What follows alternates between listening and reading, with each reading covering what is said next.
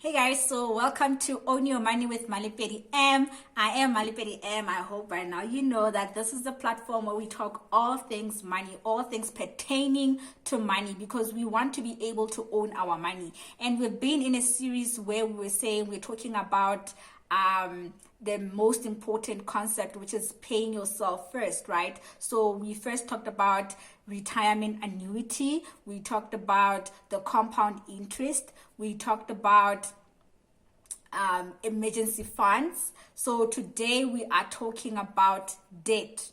How then can you use debt in a way that it can actually pay you first, right? So today I want to explain the concept of debt and how it works and who actually distributes debt and the things that you can look out for as a consumer, right? So what is debt? Debt is basically the amount of money that is borrowed by one party from another, right? So you go to your family members and you ask them for help, you ask them to give you this money, and then you're going to return it after a certain period of time, and usually you return it with interest, right? Because the interest is actually the cost of you borrowing that money, the cost of capital or the cost of principal, right? So now you go out and sometimes you go to the bank, sometimes you go to your friends, which needs to stop, okay? Stop borrowing money from friends and stop borrowing money from family members, because sometimes yours are not paying us back and we want our money, okay?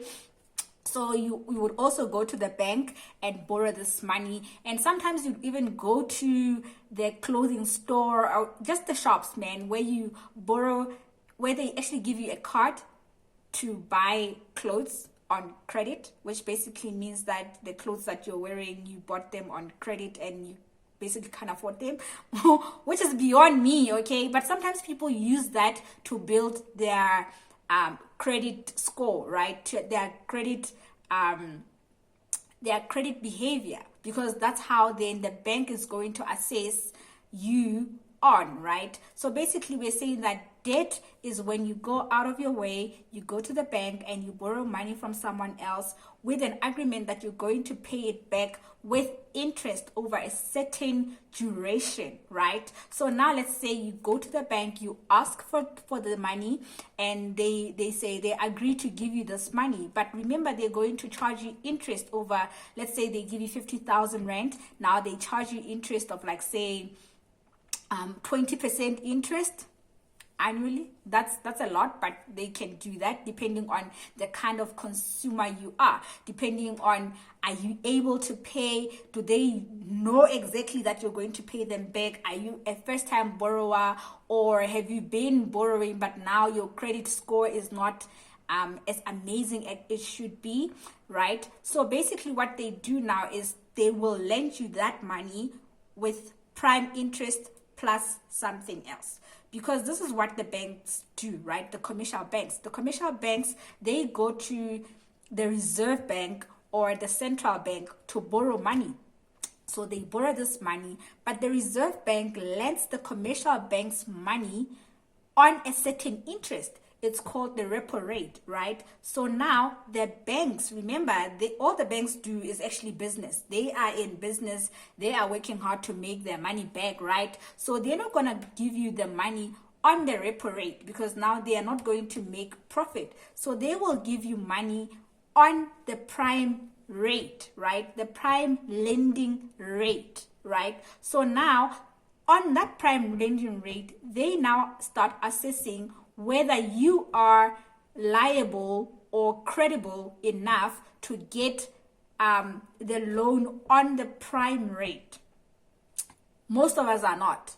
So they will say prime rate plus 1 or prime rate plus 5 or prime rate plus something else, depending on the number that they feel like is suitable for you, after they have assessed your consumer behavior or the borrower's behavior, the person that you are when you have borrowed money from other banks or from other people or from the clothing store, right? Are you able to pay them back? So that's how they're going to assess it. So basically what they do is they lend you money on prime rate plus something else, prime rate plus 1. So that will be your interest. Let's say now the commercial banks, they have agreed that their prime rate is, say, 8, right? So now they're going to say, on this 8, how much now are we then adding to circumvent our risk by lending this person money, right? Should you fail to pay, right?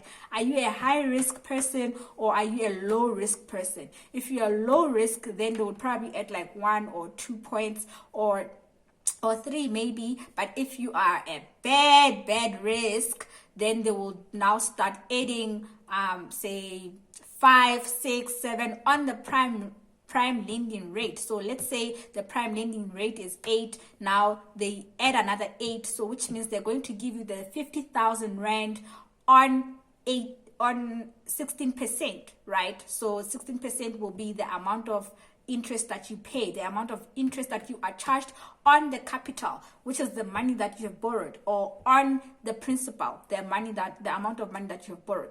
Now you have the obligation to pay, the contractual obligation to pay the bank, because you have signed, you said you were going to pay maybe say 1,500 rand every end of the month. So you are now obliged to pay the bank that money back, right? Their money back. But now remember, as you are doing that, you are actually limiting your cash flow, because now the money that you're supposed to be saving is actually going towards paying your debt, right? So we're saying who is eligible to borrow money from the banks is usually somebody who is employed or is self-employed or owns a business, or whatever kind of a person that you are, the income that you get. Then the bank will now, it's also again a person who's not a minor. You must be 18 and above in order for you to qualify at the bank, right?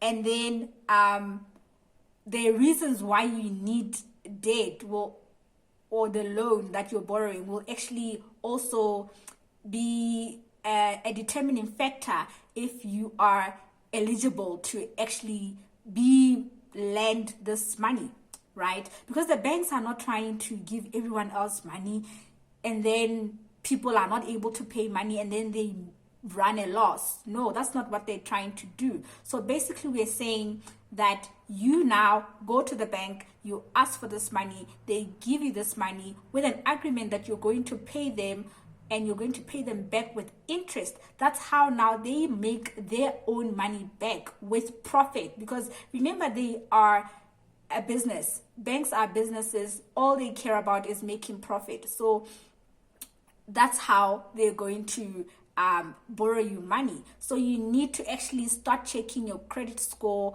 Are you a person with a good credit score, or are you a person with a bad credit score, right?